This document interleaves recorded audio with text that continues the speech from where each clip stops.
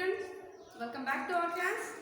Okay, see, our lesson is landlords and tenants under the British and the Nizam. Okay, so all you have to open the page number 114. Okay, see. So in that, see, already we have read about permanent settlement, okay, and right quarry system, okay, and developmental activities. Now we have to know about commercialization and money lenders, okay, commercialization and money lenders who are giving the money to others with a form of interest. Okay, and of course they'll get back the money and with the form of interest. Okay, so those we are calling as money lenders.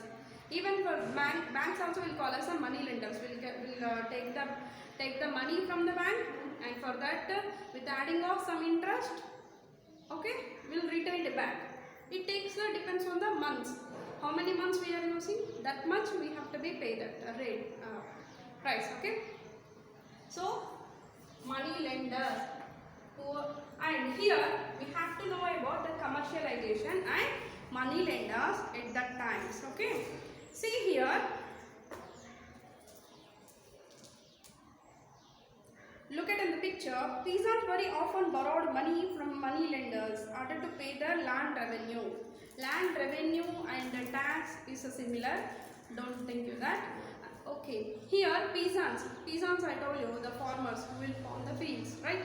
See, peasants, for paying off the land revenue, they have to get the borrow the money from the money lenders, because they did not get any yield crop, no, but they have to be pay the revenue, and the revenue is much higher than whatever they got the yield crops, right? So for that, what they are doing, they borrow the money from the money lenders, okay, to pay the revenue. Okay, but for that paying of the revenue is so high and high.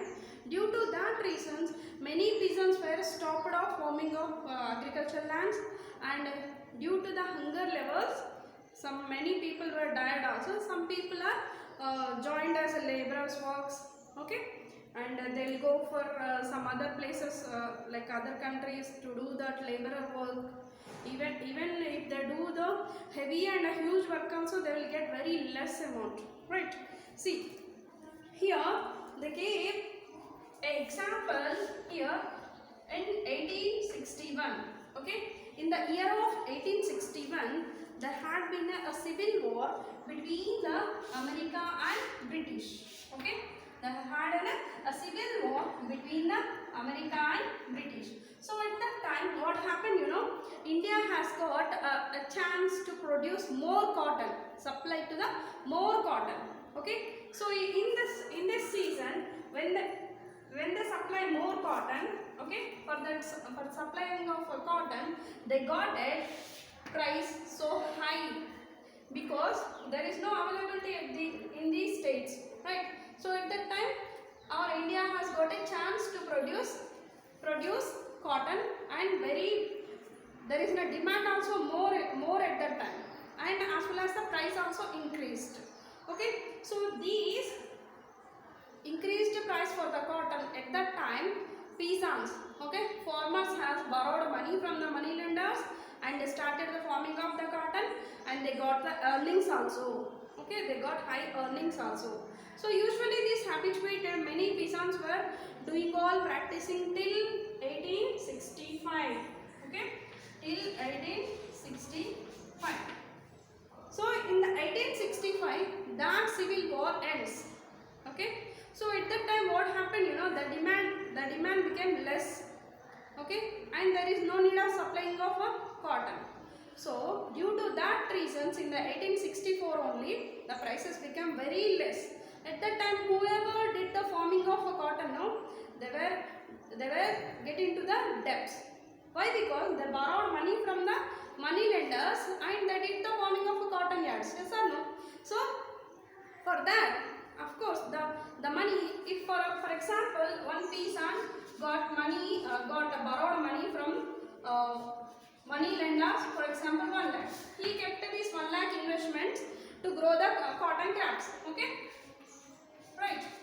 So immediately by the selling of these cotton crops, he may will get the profit of like if it is 3 lakhs. So yeah, these peasants will be paid at 1 lakh to the money lender with interest. Remaining all these peasants will be get earns. Yes or no? But in the 1864 year, what happened? The prices became very less. Even how much less? Off due to the civil war ends. Yes or no? This is same like example of now the situation due to the COVID-19 effects. Okay, due to the COVID-19 effects, gold rate, okay, gold and silver rates became high. Okay, gold and silver rates becomes high. So the live example I have given you here. So these peasants, when it's paid also, he will get the profit of 1 lakh rupees. Yes or no? When in 1861 to 1864. But the war became end in the 1865, right? So at that time, this person, what he have to do for spending of 1 lakh of investment, he did not get profit at least of 50,000. He have to give 1 lakh rupees for money lender, right? Remaining 50,000, the peasant will be in a debt. Yes or no? So these type of cases are occurred. Many people have suffered a lot. Okay, suffered a lot of buying this.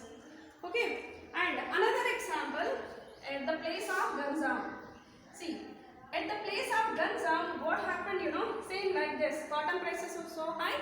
So all of the farmers, many farmers, if they have the money for investment or not also, if they borrowed from the money lenders and they started the farming of cotton crops. Same like this, some years it was passed by profitable. But when it is the civil war ends, they got into the debts. Yes or no? And they get into the another problem also. Not only the Ganjam, whoever in this peasants know, they are all faced this problem. What is that? Rice became scarce. Why? Because whatever they have the lands, in that all lands they have started farming of only the cotton. Okay? Why? Because they will get more earning from that. Because at that time demand was there, right? So they stopped some of years to cropping of rice. So there started rice became scarce. Okay. So this scarcity of rice also it leads debts into the peasants. Okay. It is also a major problem faced by the people. Okay. These people died of hunger in the famine known as Ganjam famine. If you ask what is Ganjam famine means, you don't think any other way. Okay. Ganjam famine. Many people were died due to hunger. Okay. Due to hunger, because there is no rice crops from so many years. Okay. And if they get the profit, they will buy and they will be eat. But they did not get any profit in the 1865. No. So due to that, there is no money, they are in debts, and as well as there is no rice product whichever in their fields also. So what does it happen? Died of hunger. Okay. And at that time, some people have migrated to the other countries. Okay. Some people have migrated to the other countries to do the labor works. Okay, to do the labor works. At that time, they are going to the other countries by the sometimes forced by the Britishers also. Okay, by the force or by the Britishers, and with the paying of very less or not paying also. Okay, this type of cases has happened. And the Jamindar's exploitation of the peasants. Okay, the Jamindar's exploitations of the peasants. See, during the colonial periods, okay, colonial periods means when the British people were ruling of our place, no, that period of time we are calling as colonial period. Okay, colonial period, right? So at that time, peasants were arranged as vetti for the jamindars.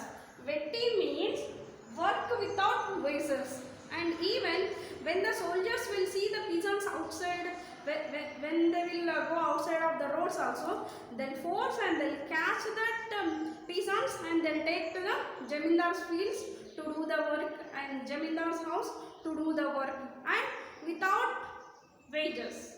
Okay, that work without wages we are calling as vetti. Okay, so jamindars are used peasants as vetti. Okay, right.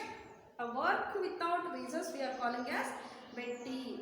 In the previous years, jamindars are used peasants. Okay, who are living in the areas. No, in some movies, if you see the some which is denoting the old times, no, old history, which is denoting, no, at that time you can catch that. Okay, jamindars how they are ruling and how they are how they are taking that peasants for their vetti. Okay, right. And so how do we know about this all? You know, at that time some of other Greece people, colonial period, so some of other people came here. Now some people have observed this all and written in some books. Okay, so at that time they reported in the government book, in which year? 1878. From that book we came to know that about this vetti and jamindars, and this all the information. Okay, see, countless collections, cesses and payments. Here jamindar not only using the peasants and not only in one way of this vetti. Okay, these peasants have to bring some of the materials also to the jamindars with a free. Okay, what are the materials? You know, they have to supply ghee, milk, vegetables, jaggery, okay, straw, cow dung cakes, and with the free of cost. Okay, they have to give, even in the written gift also, even in the written forms.